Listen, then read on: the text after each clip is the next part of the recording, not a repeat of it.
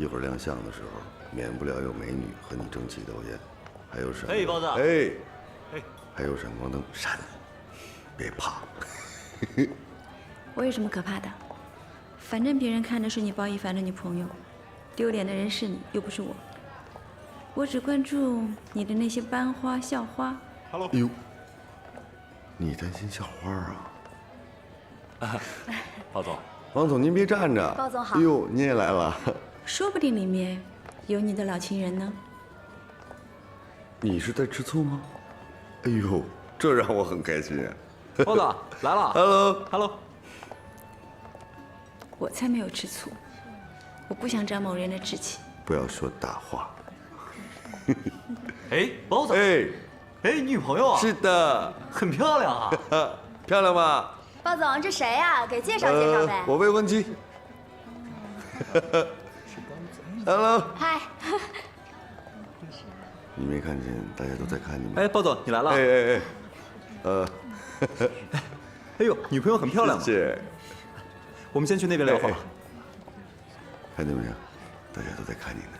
是在看你？看你呢。校花在哪？校花，那边，紫色衣服那个。短头发那个。还行吧。那你怎么不过去打招呼啊？嘿。嗨。对你好冷淡，看样子小曲的长名单里没有他。还真有。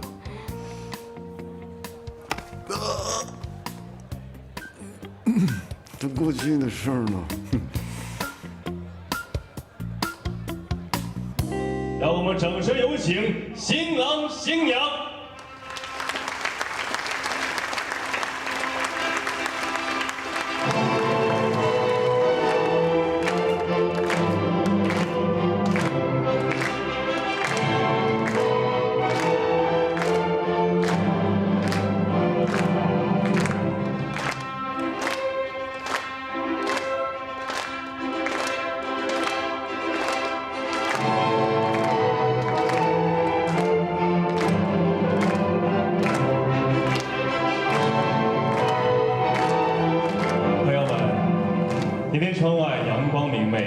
而在这里，有对新人即将喜结连理，那么下面就让我们共同来聆听他们爱的誓言。谢谢大家今天来参加我们的婚礼。我们两个人从一开始认识，到今天可以结婚，一路走来真的经历了很多，很不容易。我很感谢你一直以来对我的包容还有宠爱。不管未来会发生什么，我们都会陪伴在彼此的身边，不离不弃。老公，我爱你。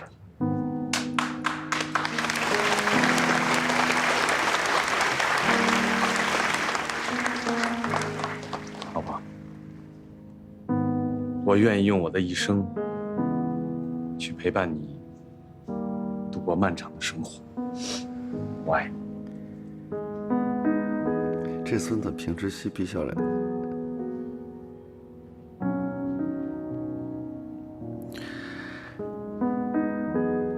感动了。用不着羡慕他们，过不了几天，站在上面的就是我们。我宣布，新郎你可以亲吻你的新娘了。婚礼，庄严肃穆，温馨甜蜜，太人间烟火。安迪心里涌动着数不清的感情，化作眼泪潸然而出。可包奕凡的这句话震动了安迪的心。原来，包奕凡这么期盼婚姻，他都已经想得这么长远了。可他有太多的秘密，太多的恐惧。假如包奕凡得知真相，会不会离他而去？在纽约，安迪曾刚强如铁，无懈可击；在上海，他已经化为凡人，全身软肋。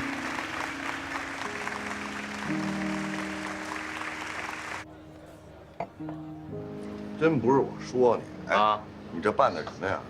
不知道的还以为闹着玩呢。光我给的份子钱就够你办3回的了吧？我要是你，早离了。包子，你给我闭嘴啊！今儿什么日子？你坏就坏了这张嘴。开个玩笑，这叫低调，知道吗？啊，跟你似的，臭显摆。哎呀，我们这儿接了，你这是什么情况啊？我看今儿这蜜不错呀。日子定了吗？拿下了没有啊？纯洁着呢。什么求不求婚的？说，天天哭着喊着要嫁给我，烦啊我都。吹牛，吹牛！哎，不信是吧？别胡说！你看，吹吧你就，这就能吹。哎，瞧好了，回头把份子钱都给我准备好了，我一起收了。看见没有？什么叫仙女下凡？嫂子好，嫂子好，真漂亮。哎呀，我看包子这种天不怕地不怕的横脾气，也就只有你能收服得了他了。对，一物降一物，嫂子好好管管他。他以后要是再敢闹出什么事情来呢，我们就直接去求嫂子你，对，是不是？找嫂子做主。Sorry。哎，怎么了？这是？别走。什么情况？没搞定吧？你就吹吧，你还求婚呢？不舒服，我有病。你有药怎么的？回头单请你啊。安迪，你说不舒服啊？安迪，你怎么了？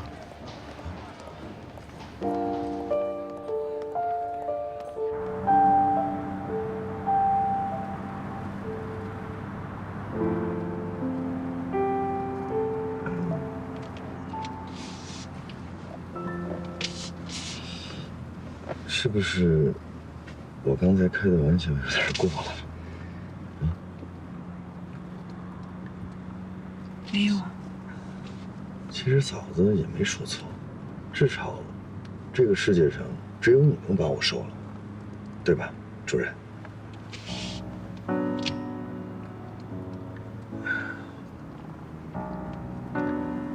感觉气氛好尴尬。我给你讲个笑话好不好？你专心开车吧。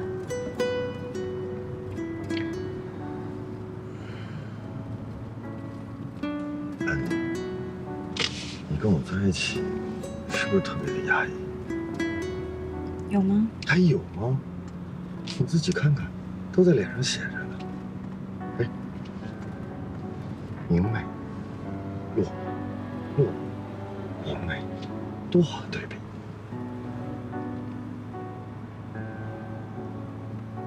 其实我是害怕。怕什么？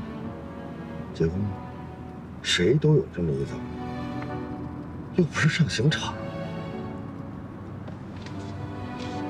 我对你其实有所隐瞒，我的人生经历，我的身世。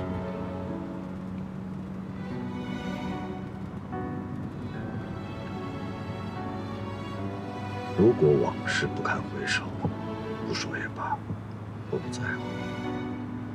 我们得活在当下，对吗？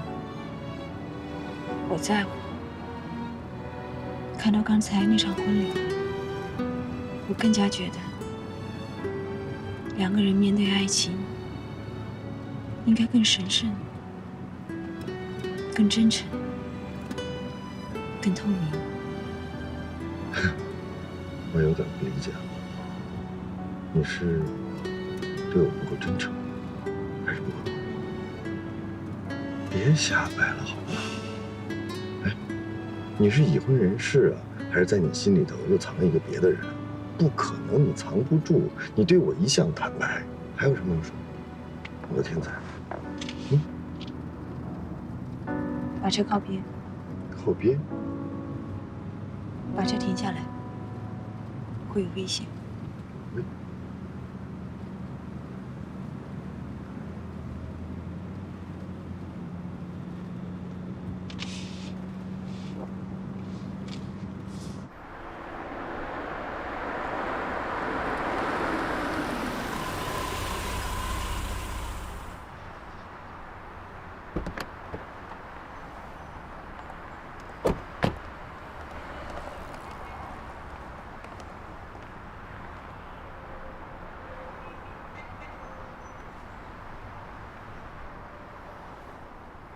你听着，我接下来跟你说的每一句话，都是真实的。我的家人，除了我外公、我父亲，其他的都是精神病人。我妈、我弟弟，甚至还有我那个不知下落、可能已经去世的外婆，都是精神病人。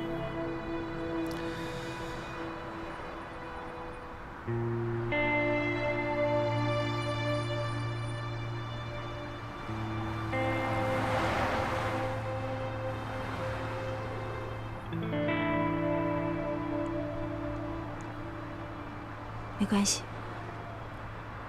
我自己打车回去。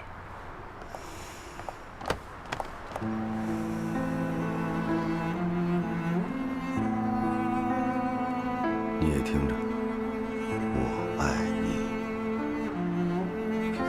但是我有一肚子话想要问你。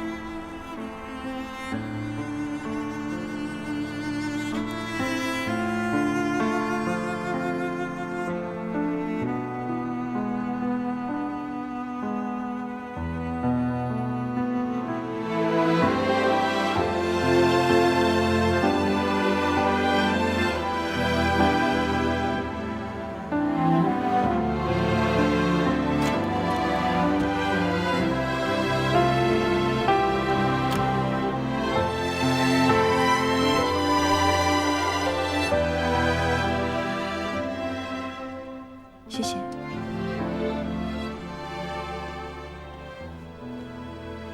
你问还是我说？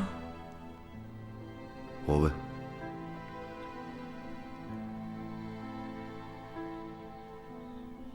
为什么会选择这个时候告诉我这件事？因为我看到今天那场婚礼，其实我一直对我的精神状态表示谨慎并怀疑。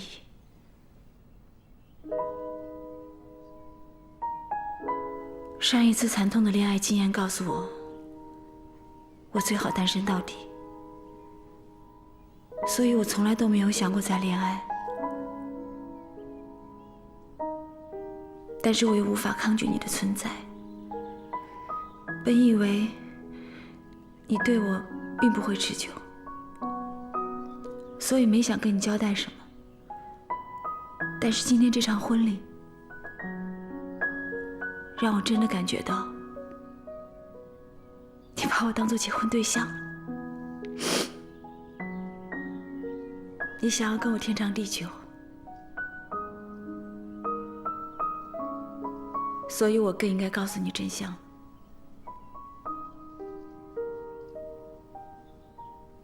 我不可以结婚，对不起，让你镜花水月一场。不过我依然很谢谢你，带给了我那么多的美好。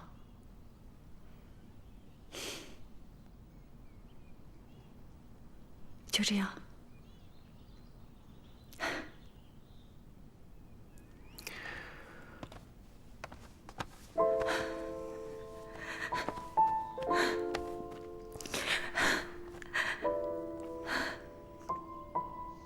别动，推开我，谁来心疼你？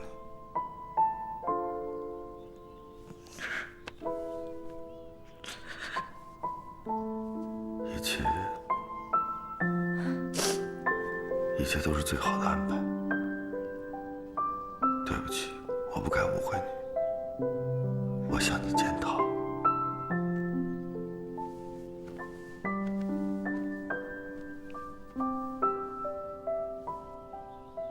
你反应正确，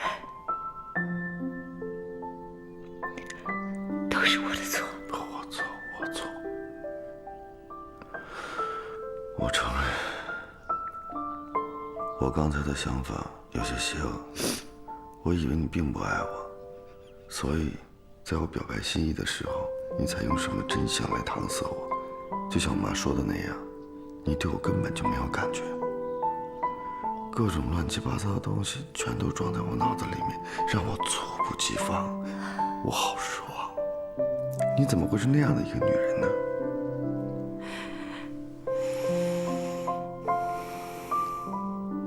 这不是所谓的真相，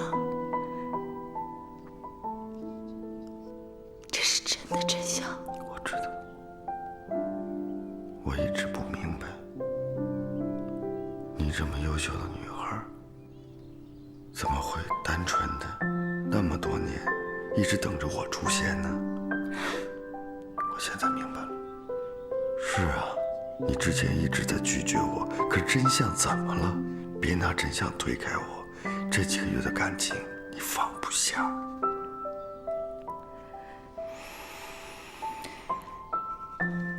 可是如果有一天我发病了，我知道我会伤害你，事情发生的时候你会承受不住，你知道吗？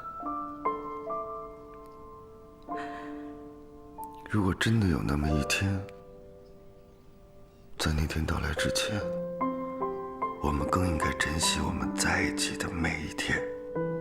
可能在那之前，我会克服。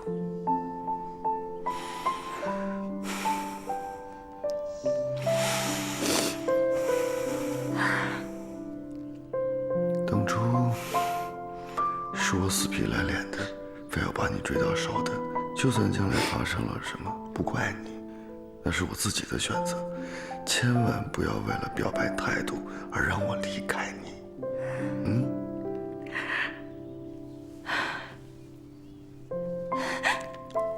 相爱是我们在一起的唯一的理由。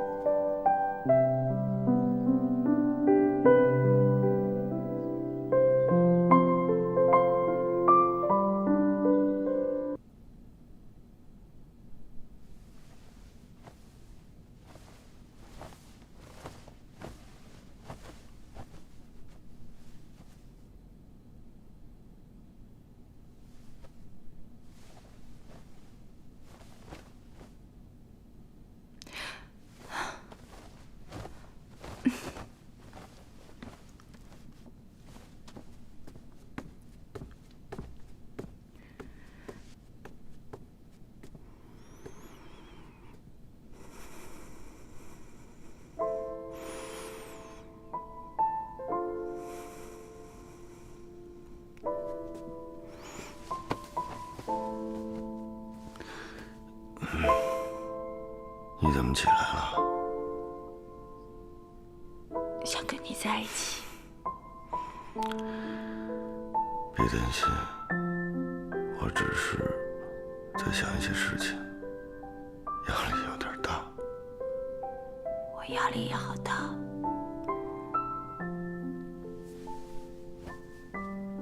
不想让你痛苦。对不起，我很清楚，把你挽留下来意味着什么，但别再说离开我。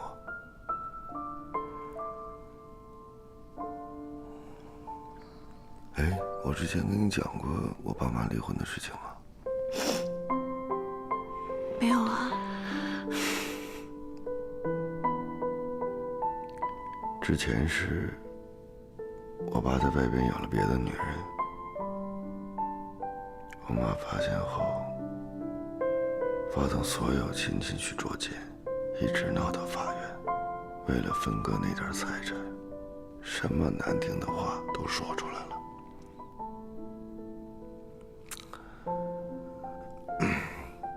那段时间，我们家是全城的大笑话。那他们后来为什么没有离婚？没离成，是因为我爸在法院宣判之前发现自己得了癌症，不得不进医院治疗。我妈发现对他没了威胁，也就不再纠缠了。2个人一直将就到现在。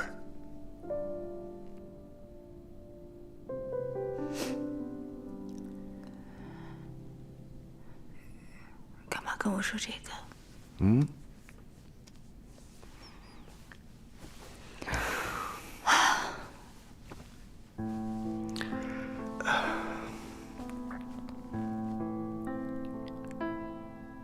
之所以和你说这些，就是想让你明白，家家都有本难念的经。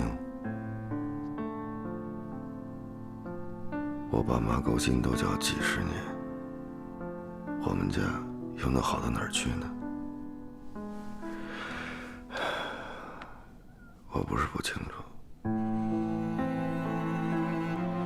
你说的那些对于我来讲意味着什么。但是我早就认定你了，相信我。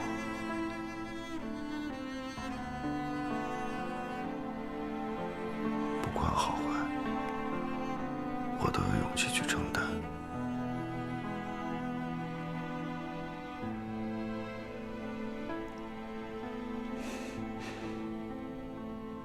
想清楚了。想清楚了。连累你之类的客气话就不要再说了，我来承担你的一切。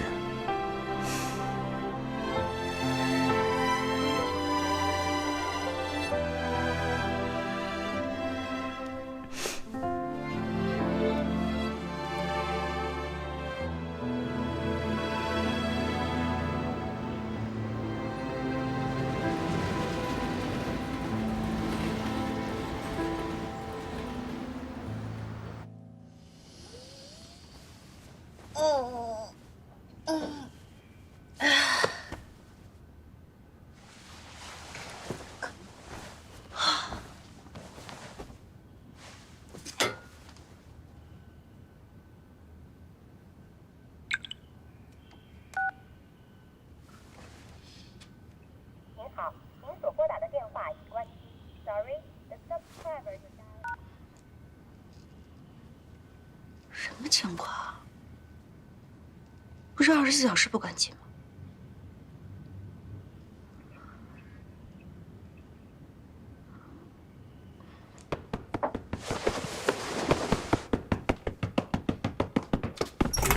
哎呦，干嘛呢？欢欢呢？醒了吗？没呢。你起码半个小时以后再来找他。他现在就算被你吵醒，脑子也是不清楚的。那好吧，等他醒了，你告诉我找他。10万火急，10万火急，拜托。哎，王百川最近干什么呢？怎么，查岗了？不是，我刚才打电话给他关机，我担心他出轨。得了吧，他爱你还爱不过来呢，怎么有时间做那种事儿啊？可是他最近老喝酒。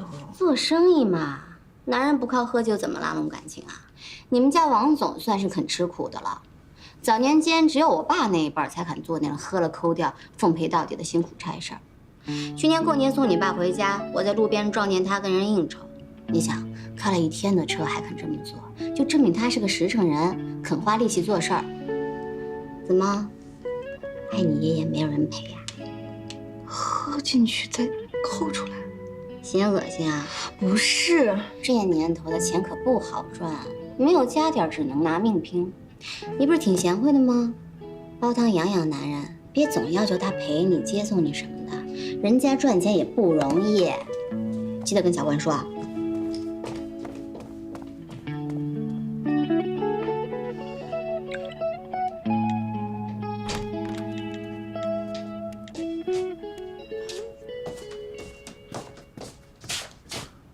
刚才那是曲筱绡吗？这么大早，她居然醒了。对啊，找关关说有急事。关关，曲筱绡找你。醒了吗？这么晚还没醒，我进去找他。有什么急事？我去看看。喂。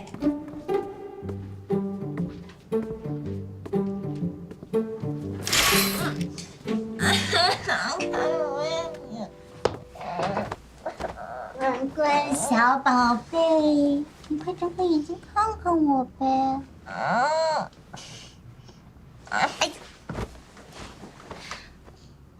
你是喜欢音乐的人，你听音乐的时候最大的梦想是什么呀？有个知音啊。知音？是不是所有喜欢音乐人都这么想？像姐这种五音不全的人配喜欢听音乐的人听音乐会，是不是人家还未必待见？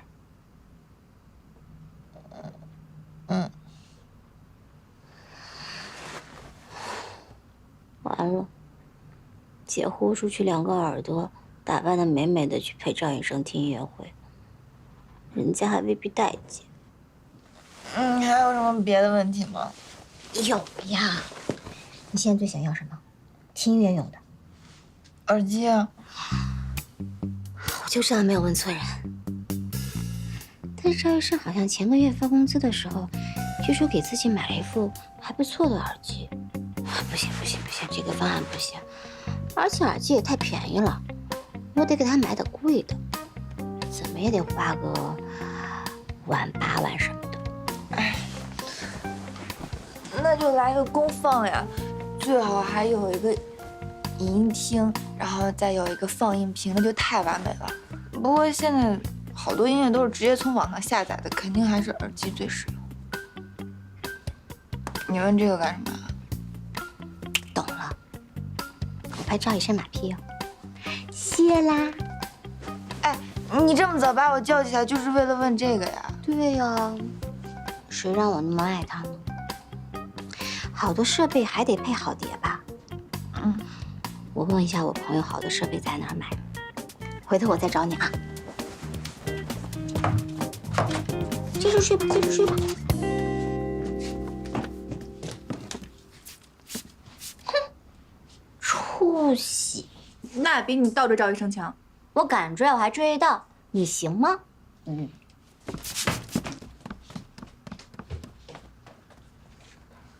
你说这曲筱绡真的挺奇怪的哈，她这次跟赵医生闹别扭，看来真在意了啦。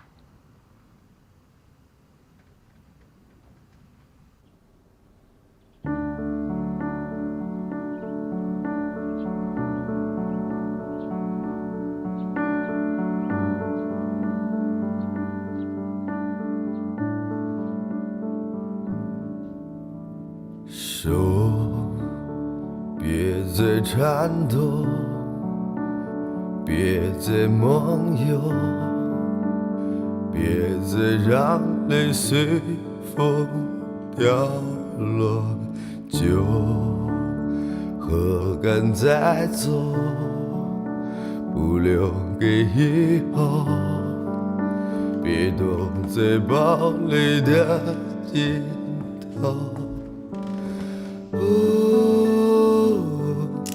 你该自由，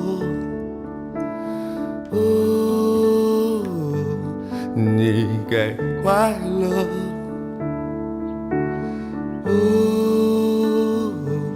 你该走出荒漠，你该等我。既然爱就别放手，因为我在你的左右。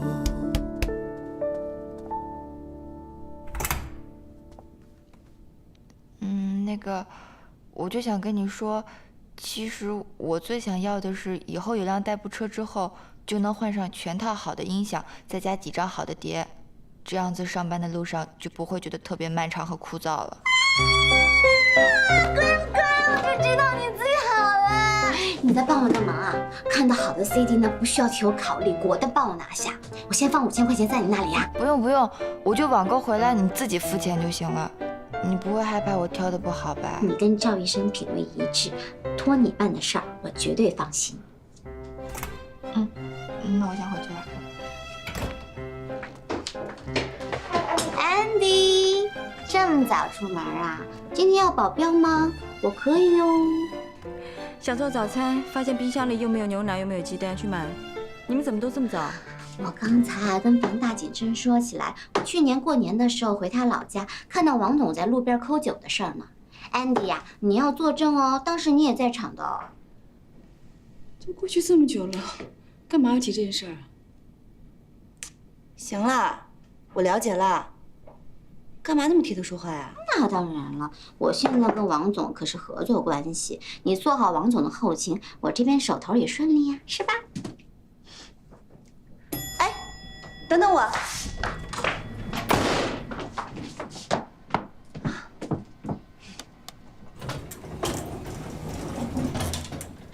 小曲刚才说的是真的啊？是。那天晚上我跟小曲有点无聊，就出来，结果碰到王总，刚好他在吐。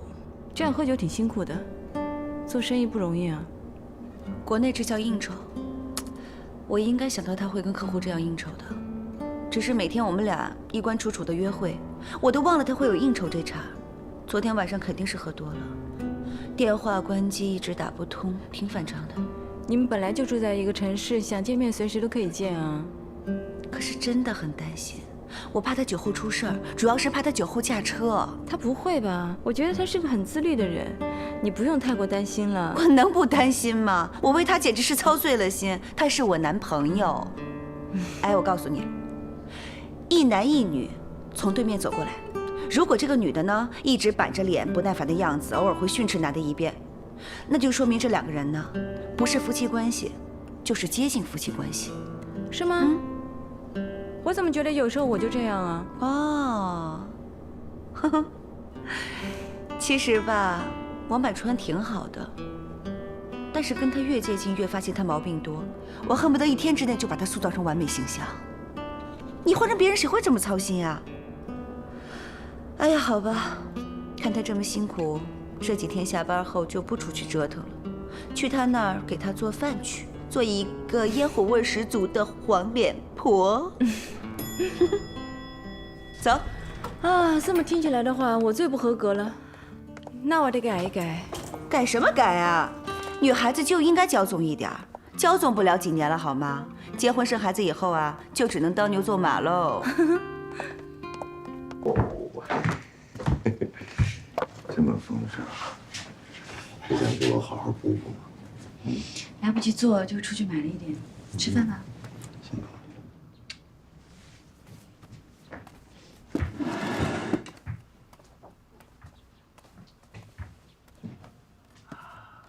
这是牛肉粥。嗯。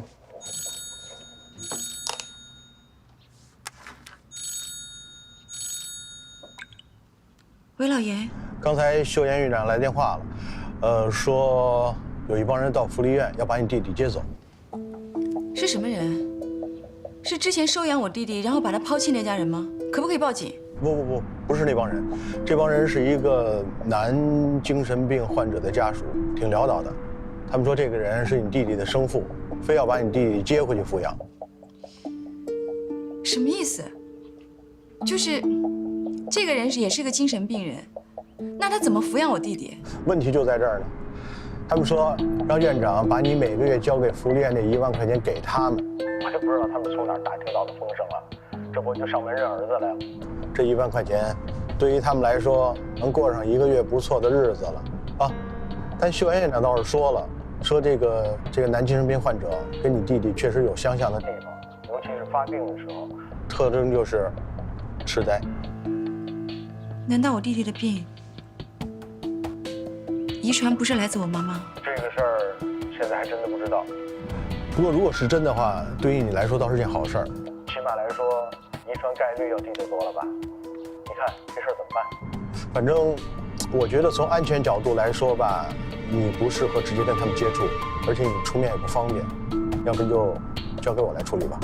你说的对，老爷，这件事情还真的要交给你来帮我处理。我是这么想的，如果他们2个是真的有血缘关系，我可以接受我弟弟被他们接走。可是既然我弟弟已经找到直系亲属了，我也可以不用再去负担这些抚养责任了，对吗？反正从法律角度来讲，应该说得过去。唉，这个事儿，他们肯定不是真心来找小明的。我当然知道，一个亲人在那么多年他都不去认，突然一下跑出来，不就是为了钱吗？要这样的话，我收回月供，他们不光1分钱也拿不到，甚至还要倒贴。这样的话，没几天他就想把我弟弟扔出来了。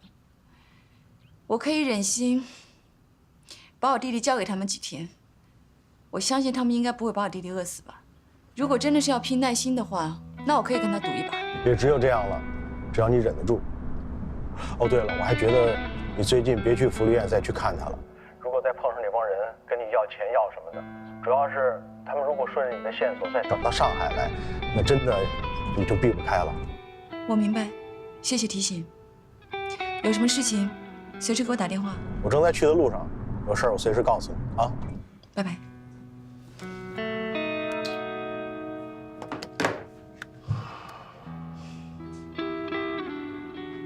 怎么？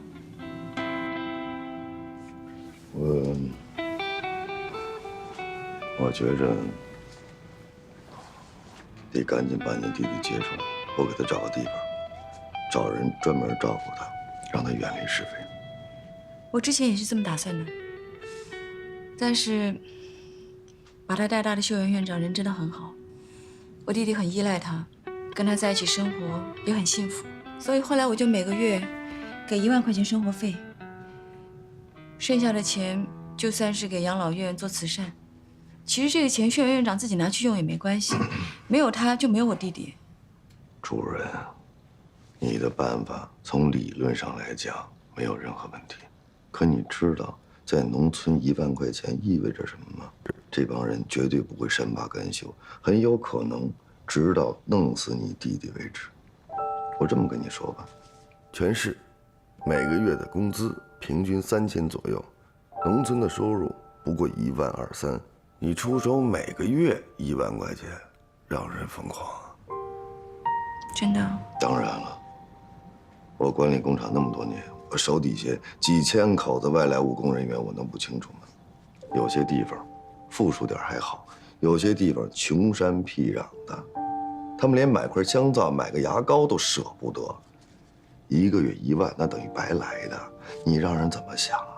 你跟老严生活那个圈子，每个月最穷的也得1万8千的吧？你们根本就不懂。要我说，不该把你弟弟放在那儿，1个月1万，足以说服院长让他出来专门照顾你弟弟。真的？能多说几个字吗？没见过你这么单纯的。你把地址给我，去一趟把人接来。最重要的是，我想看看你这弟弟和他那父亲的症状。不要了，这件事情交给老严，就让他处理吧。我不想你插手。我怕你父亲母亲知道这件事情。我单独去不会有人知道的。我害怕。逃避，它不是办法。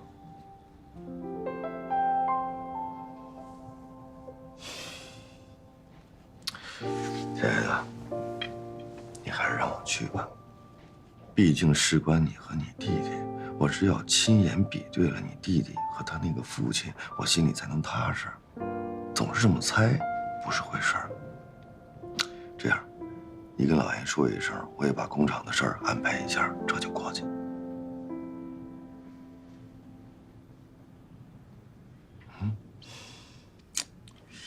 我是在想，其实我弟弟在养老院，跟每一个人都相处得很好，生活也很快乐。我真的不希望这件事情打乱了他原本安宁的生活，一定还有其他的办法。该打乱的已经打乱了，只有人过去才可以随机应变。再说了，那些人也不是什么高明的人。亲爱的，相信我，别想那么多。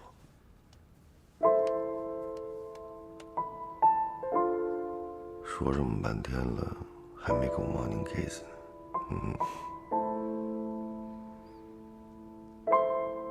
昨天晚上发生的事情，很多事情，你说哪一件？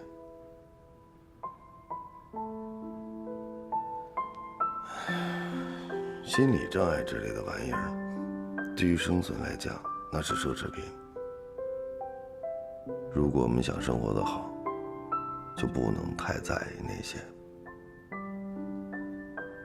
吃饭吧，要不然凉了。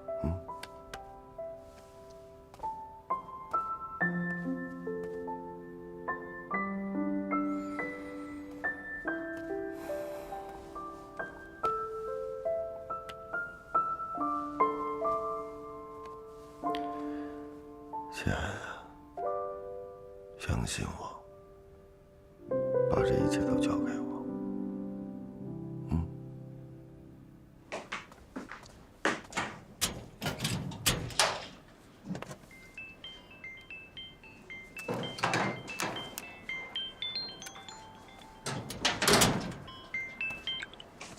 喂，改照，你忙完没有啊？没呢，不好意思啊，从昨天忙到今天，都没空跟你联系。太阳台手术呢，估计忙完得到很晚了。哦，没事，我就是想跟你说，我出车祸了。怎么回事？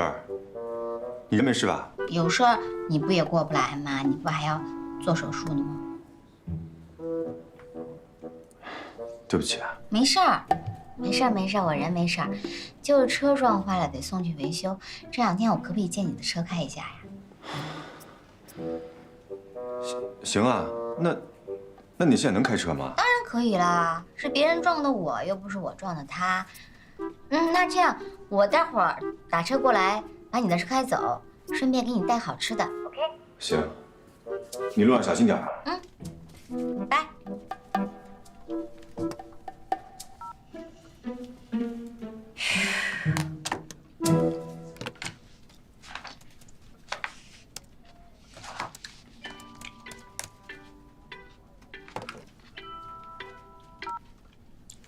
喂，包总，打电话给女朋友的闺蜜那是忌讳哦，别告诉我你不知道哦。哎呦，这回记住了。给你打电话呢，主要是想请你帮个忙。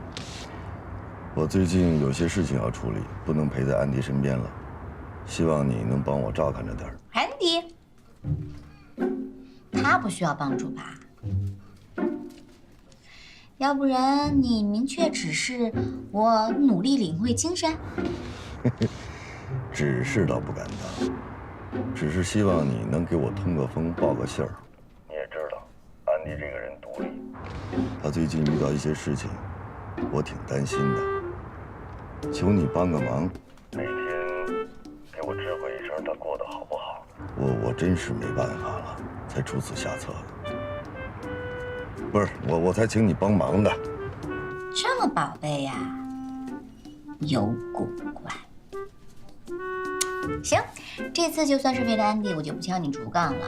正好下午我要去医院找赵医生，顺便晚上跟安迪吃一个饭，帮你承担他的伤亡。感激涕零。再见。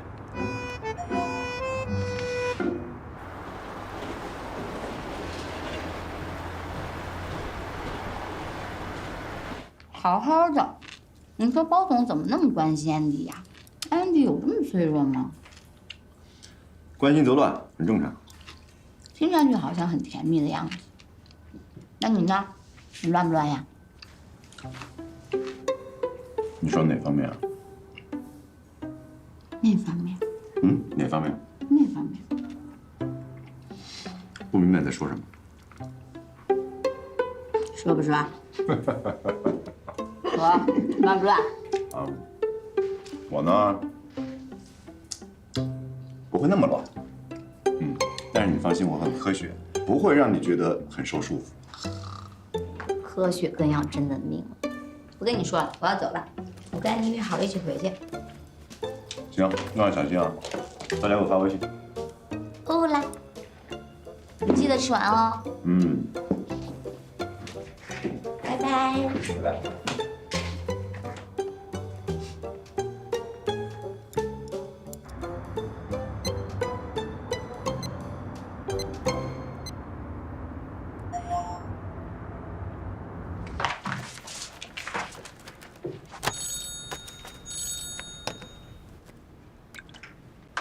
我签几个文件，一会儿打给你。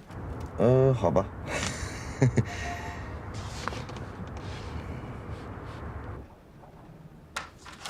好了吗？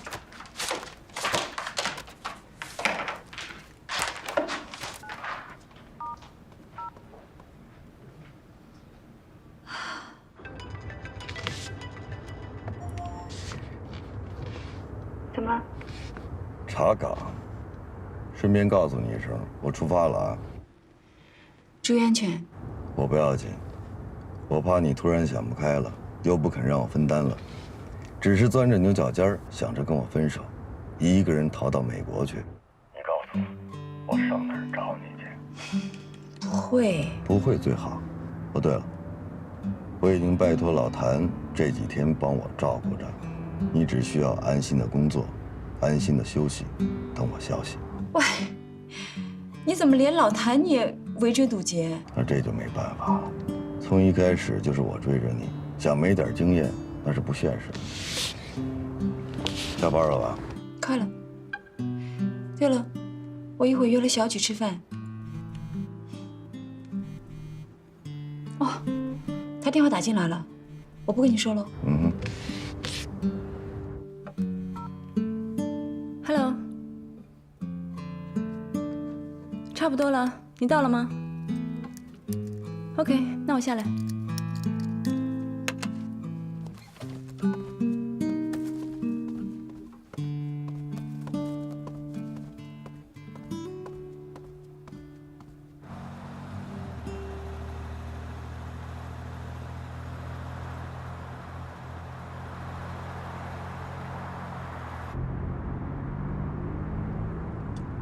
怎么样？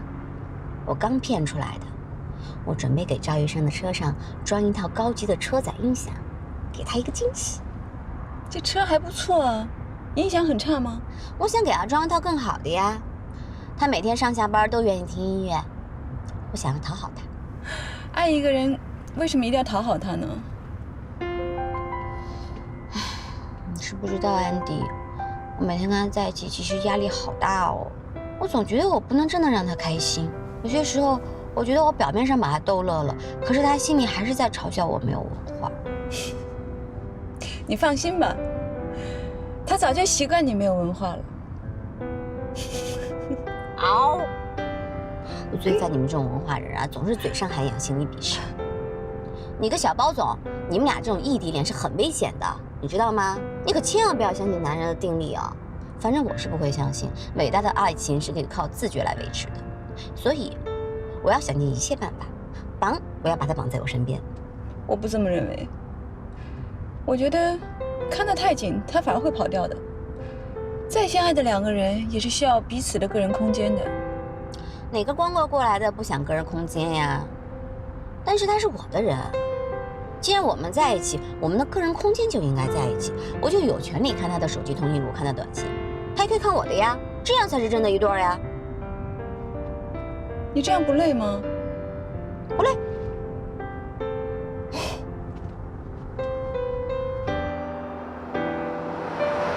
真跟他妈电话，你真的想得起来哎？你这样是在触碰他的底线。过度紧张导致动作变形。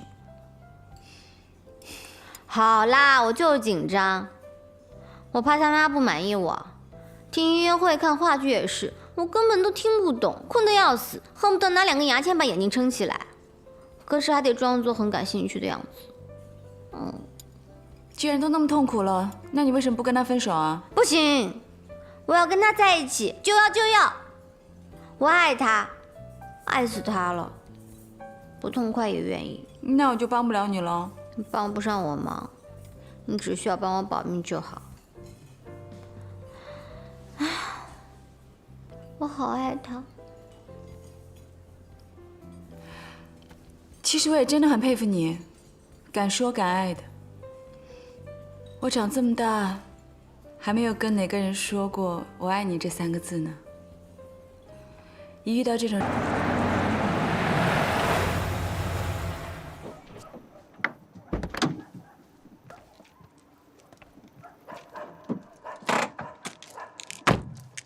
师傅，把灯灭了。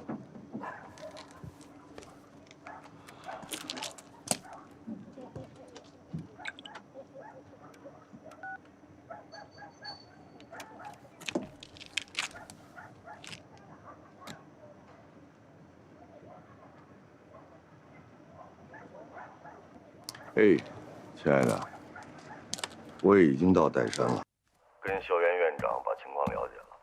你弟弟确实被人带走了，这家人现在拒绝校园院长的探视。这孩子现在到底什么样，谁也不知道。我从当地找了一辆车，要不然我连夜去看看。老袁在不在你身边？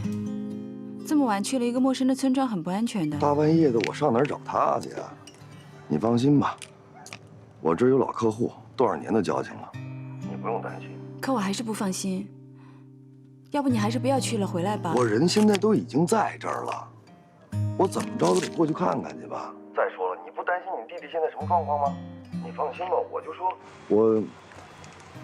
我会说，我是来探望这些年慈善结对对象的，可以了吧？那你注意安全，你看看就好，不要有任何的动作。我看着办吧。我是很认真的跟你说，真的不要有任何动作。一旦惊动你的客户，就等于惊动你妈。以你妈的手腕，把这个事情扩大了，我没有办法面对。不是有那么严重吗？真的有。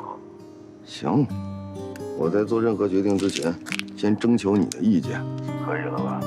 注意安全，拜。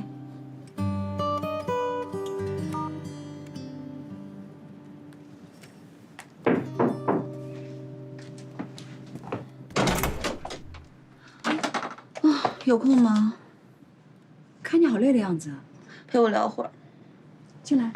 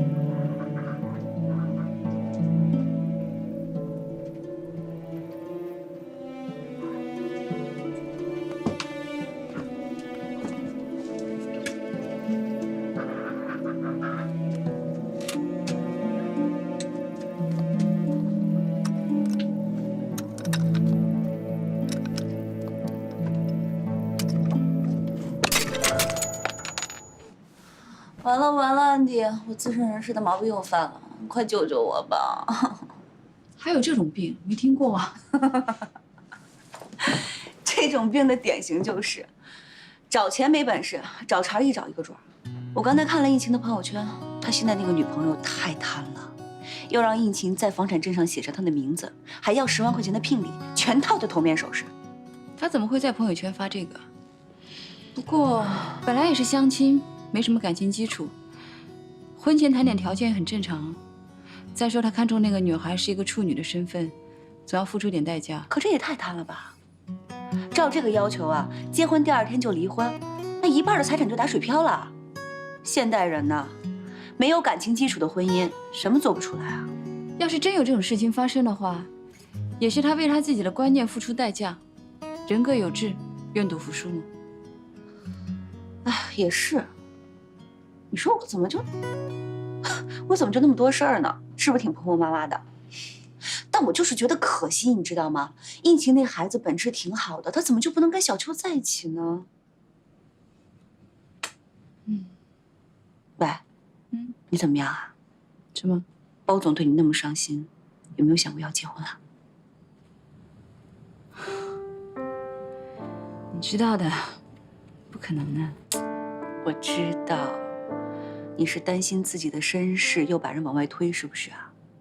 对，大城市的人不结婚也没什么，但是说句掏心窝子的话，做人呐，随大流最舒服，标新立异最累。要是迫不得已的标新立异，就更累了。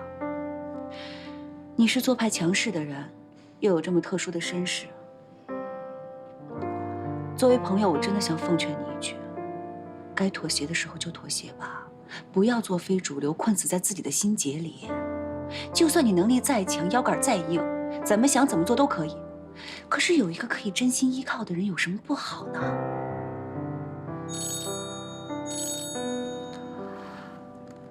行了，不打扰你了。我不送你了。喂，对自己好一点。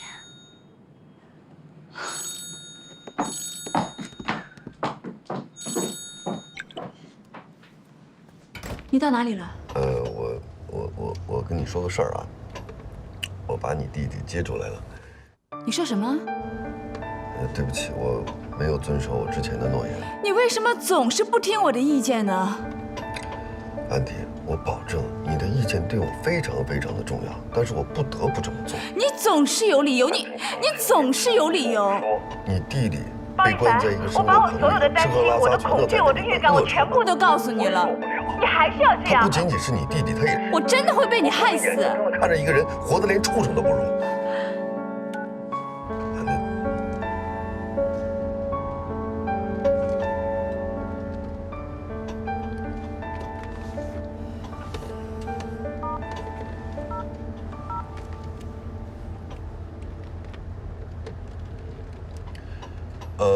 校园院长，是我马上就到了，您别担心啊。这件事情不是交给老严去处理了吗？可是包子坚持要去，而且他看不得小明受苦，他把人给带出来了。如果你弟弟真的跟对方有血缘关系，你的确没有资格带走他，他更没有。可是对方明显是冲钱来的，如果我给他一次，就会有第二次、第三次。我不是怕他要钱，我是怕我满足他之后，他们会对小明不放手，这样小明会过得更惨。所以我只能斩断经济，让他们什么都得不到，他们才能够把小明给放了。而且还怕别人把你挖出来，牵扯出你的身世，更是后患无穷。你冒不起这个险。你真的是最了解我的人。人现在既然已经带出去了，再送回去不现实。现在只能先找一个安全的地方把他安置起来，然后再通过法律手段争夺这个抚养权。对方虽然有你弟弟的生父在手，可不是完全行为能力人，而且经济条件状况也不允许，判给你的可能性非常大。我知道，但是现在小明不能够在包子手上，你能不能帮我想办法，把小明接到上海来？你的意思是让我去和包一凡抢人？根据我对他的了解，他未必肯把人交给我，除非你不怕他跟你绝交？绝交就绝交，他这个人总是爱自作主张，我每天都提心吊胆。老谭，我希望你不惜一切代价，帮我把我弟弟接到上海来。我们要不要相信小包总一次？毕竟他也是做事儿的人。这件事情，我只有交给你，我才信得过。我不相信任何人。而且，如果小明在包子手上的话，很有可能他妈妈很快就会知道这件事，到时候会没完没了，很难想象会扩大成什么地步。好吧，你别担心，我来处理。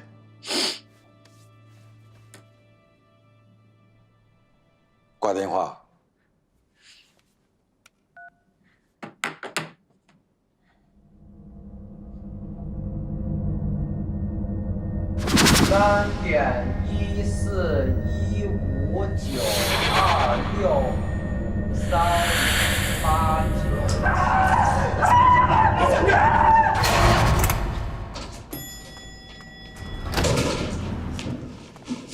安迪，去哪儿？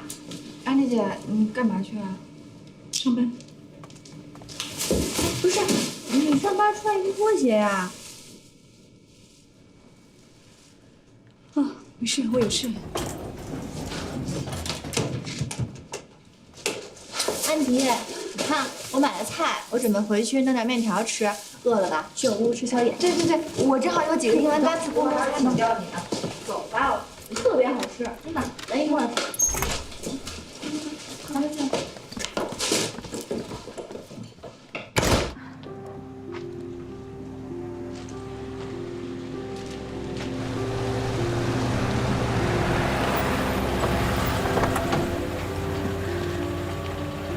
他人呢？那边待他很不好，我把这孩子给救回来了。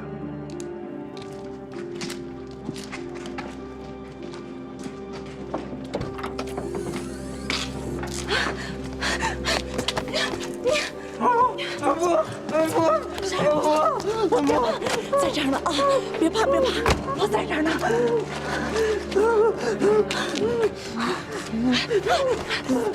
孩子，你别怕，我在呢。对不起，这孩子跟我不熟，再加上他劲儿太大，我没办法才这么做的。那你们也不能这样，这样会把他吓坏的，知道吗？是，您说的对，学院院长那边肯定没发现我把这孩子给救出来了，一旦发现就会找到这儿来。劳您驾，找个地儿给洗漱一下，咱赶紧走。赶紧走！他这2天受了太多的惊吓，怎么能走呢？院长，秀媛姐，您是没看见他们怎么对待这爷俩的，把他们跟鸭子、鹅放在一块儿，他们跟畜生一样吗？我受不了这个。您放心，我会把这孩子给安置好的。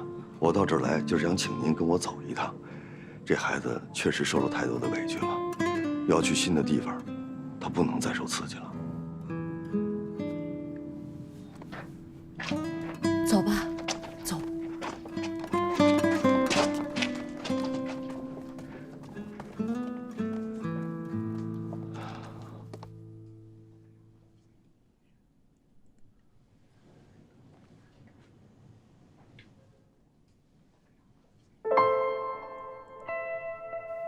安迪姐，你帮我看看呗，这2个词汇有什么区别？该怎么用啊？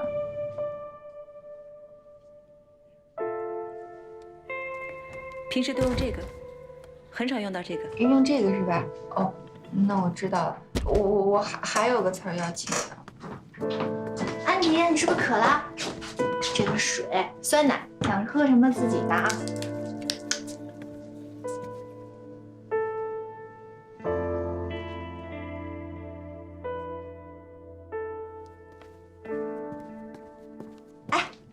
面好了，来，安迪，趁热吃。哎，吃点啊，趁热吃，2个就不好吃了。正好安迪姐不着急走，那我等会儿再请教啊。师傅，活干得精细点啊，这可是我男朋友的车，要是干好了，以后少不了你好处。放心吧。辛苦你啦。哎，干嘛呢？应该是昨天没睡好。哎呀。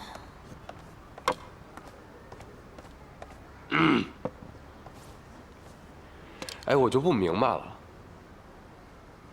你说，就一个小白脸儿，你喜欢的什么呀？姚斌，那可是我男朋友，我娶潇潇护短可是出了名的。今天这句话要是换别人讲，我可是要出手的。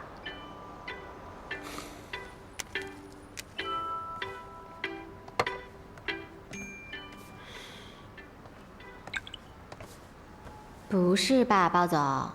今天我的电话成热线了。徐小姐，拜托你一件事儿，你人在哪儿呢？能帮我去看看安迪吗？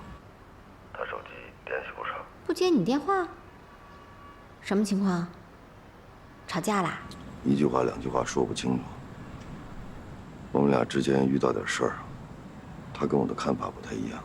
他很生气，说实在话，我也不痛快。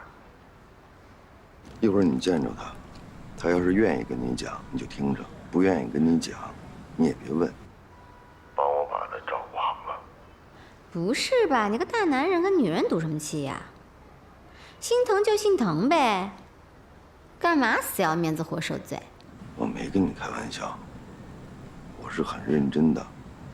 你见着他，让他把手机打开，看看微信。人情我欠你的，以后再还。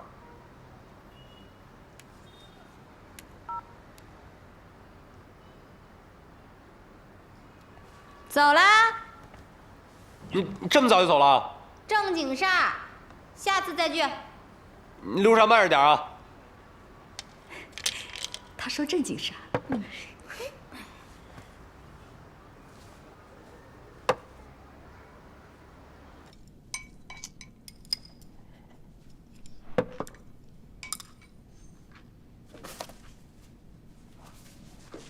谢谢。还要吗？安迪姐，要不你再帮我看看那个单词吧。啊！我完全受不了了，安迪，你不能再这样了！你要振作起来，你知道吗？你再这样就会出事儿了。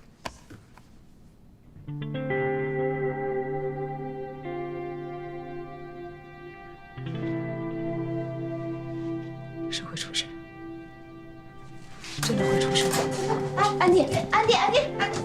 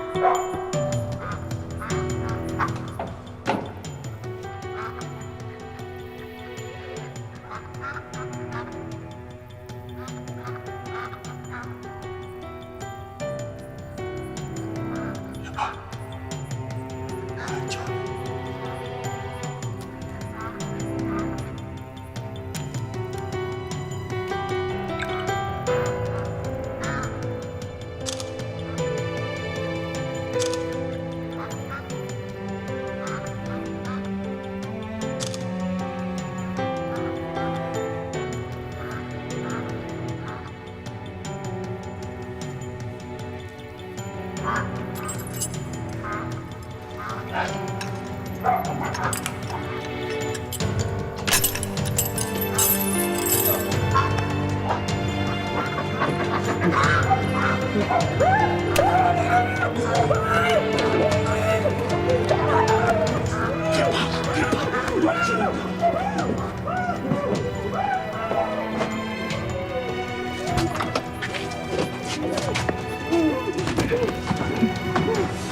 来，坐舒服点。好，我是你姐夫，我能害你吗？我是救你的，知道吗？哎，下一个。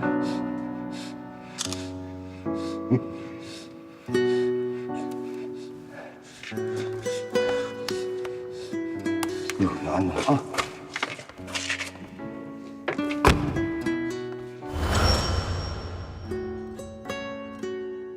樊姐，安迪，你怎么了？你要有什么心烦的事情可以跟我们说，我们都在这儿呢。是啊，安迪姐，你有什么事就告诉我嘛。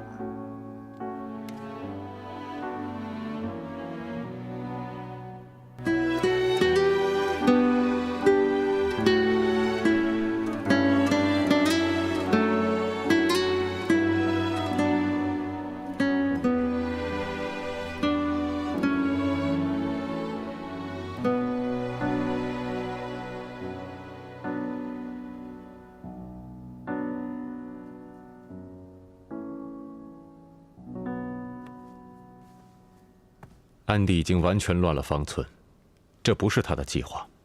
包奕凡太不顾及他了，他为什么要这么鲁莽？为什么要这么一意孤行、自以为是？包奕凡的行动彻底打碎了安迪所有的筹划。现在的安迪心都碎了，他不知道如何是好。不知道说什么话。他头晕目眩，无所适从，一心只想逃避这个已经稀烂的局面。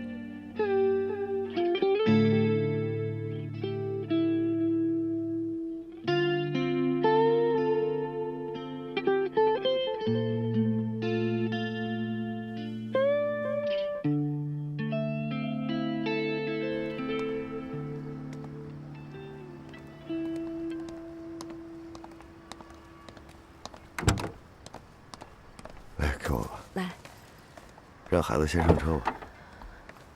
哎，小明，小明上车吧，别怕啊。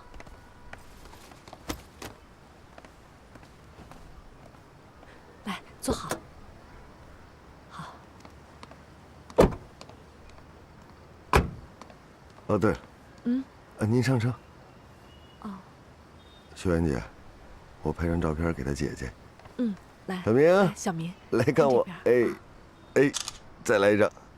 好嘞。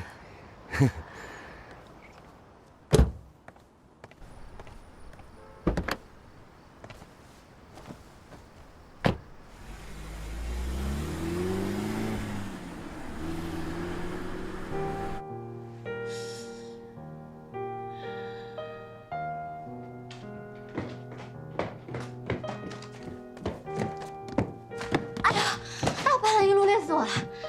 哎，怎么大家都在啊？安迪，哎，你怎么突然在这儿？别废话，快点啊！好，拿走，快！拿不动，拿不动。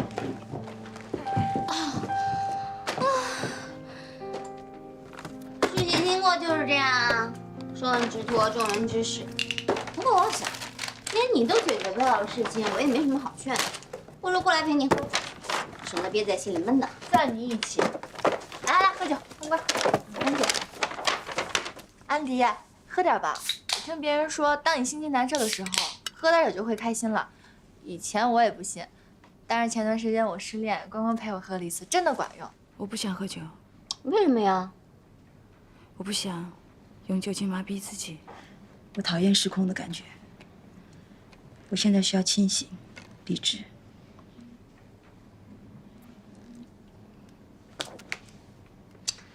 清醒什么呀？清醒，喝酒吧。这水有什么好喝的？是谁呀？准备去哪儿啊？安迪，不管发生什么事情，我们这几个朋友都在这儿，我们帮亲不帮理。这样，我们今天哪儿都不去了，就在这儿陪着你。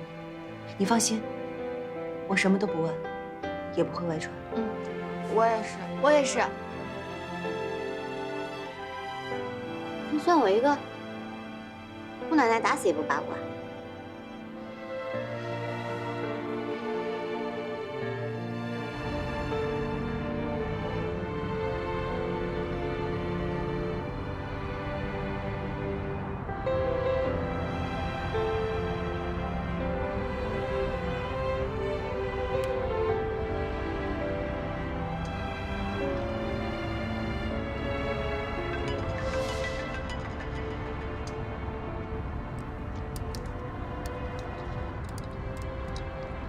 你好，是我老谭。小明的事儿，安迪跟我说了，他怎么样？还行，之前状况不太稳定，但是我请了修院院长跟我一起，已经睡着了。那我就不绕弯子了。你打算怎么办？人我接出来了，不可能送回原来的地方。我已经跟南通的疗养院联系过了，那边愿意接收。我能不能给你个建议？我知道你是好意，但是小明毕竟是安迪的弟弟，还是应该由安迪来做主。去年刚找到人的时候，我在上海这边曾经联系过一家疗养院，各方面条件都很好，离安迪也近。要不要把人放到这边来？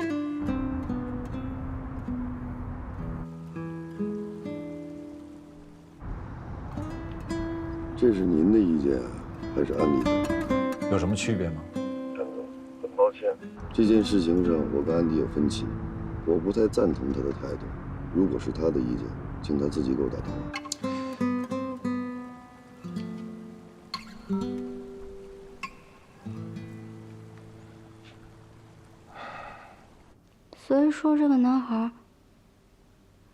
你义父的弟弟，有点精神方面的障碍。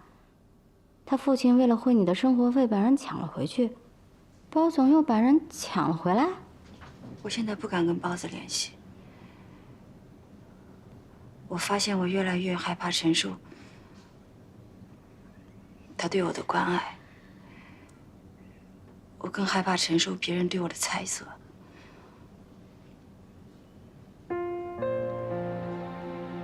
我害怕变故，担心未来，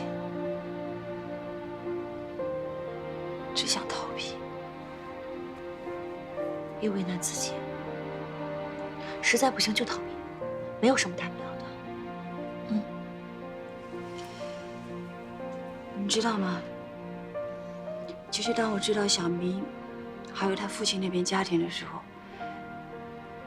我除了担心小明，我甚至有点庆幸。我庆幸，是不是命运跟我开了个玩笑？我甚至寄希望于1%的可能，小明的精神分裂是来源于他的父亲。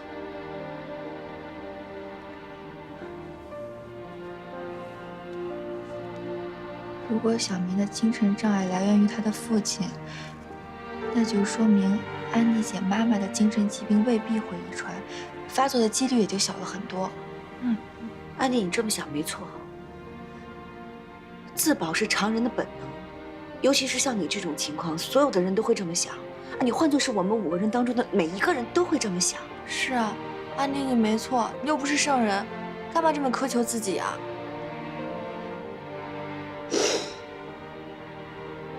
其实我没你们想的那么好。当他们把小明接走的时候，我明明知道小明会面对什么，我明明知道小明会受苦，但我还是让他们把小明接走了，因为我害怕未来他们会抓着小明不放，所以这个时候，可能就只有这样才能断了那家人的念想，才能让小明从赚钱工具的位置脱身出来，回到自己原来的生活。怎么办？我以前都不知道，我还在想，像你这样的人，为什么会那么排斥别人的亲密？为什么谈个恋爱也那么束手束脚？你怎么这么可怜？安迪，你怎么这么可怜啊？回来，你放手！回来，安迪，回来！哎呀，你要干嘛呀？干嘛呀？安迪这么难受，你能不能别闹了？吼什么吼啊你？我难过不行啊！臭莹，这么大的事儿，你怎么不告诉我呢？上次我们说这件事的时候，你正好不在，而且事关安妮姐的隐私，她没说，我们当然不能告诉你。既然现在包总已经把人接出来了，你打算怎么样？我也不知道。我现在看他发的那些照片，我都心惊胆战的。我也不知道他要把我的弟弟带到哪里去。